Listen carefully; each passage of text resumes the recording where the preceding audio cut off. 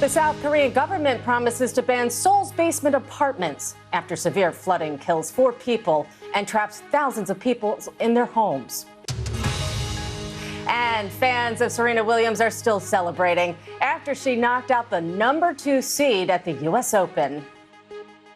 Rosmah Mansor, the wife of ex-Malaysian Prime Minister Najib Razak, has been sentenced to 10 years in prison.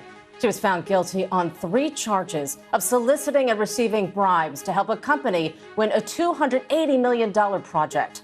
Just days earlier, her husband started serving a 12-year jail sentence for corruption charges related to the state-owned fund 1MDB.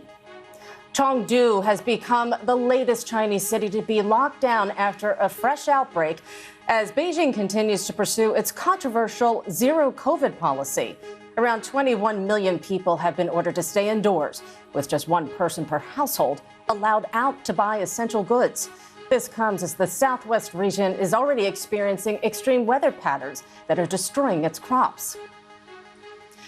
The U.S. dollar index, the benchmark for the currencies internationally, has hit a 20-year high. Investors see it as a safe haven in these uncertain times as central banks around the world raise interest rates as it tries to tame down inflation. Poland says it will formally demand reparations of more than $1.3 trillion from Germany for losses inflicted during the Second World War. The German Foreign Ministry has said Berlin considers the issue of reparations to be closed.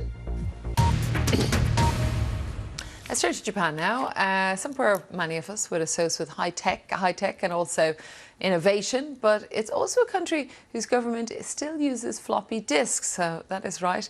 It's reported up to 1,900 government procedures still require businesses to use the storage devices. And now the country's digital minister has declared war on floppy disks and also other retro tech that is being used. Taro Kono says regulations would be updated to allow people to use online services instead. That we have been following over the past hour, and that is from Argentina.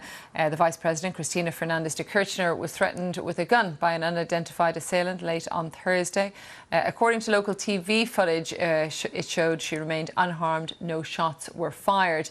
The incident, it took place at the entrance of her Buenos Aires home, where hundreds of protesters have gathered in recent days to support the former president. She's actually in the midst of a corruption trial, but the police spokesperson has said a weapon was found and a man has been arrested.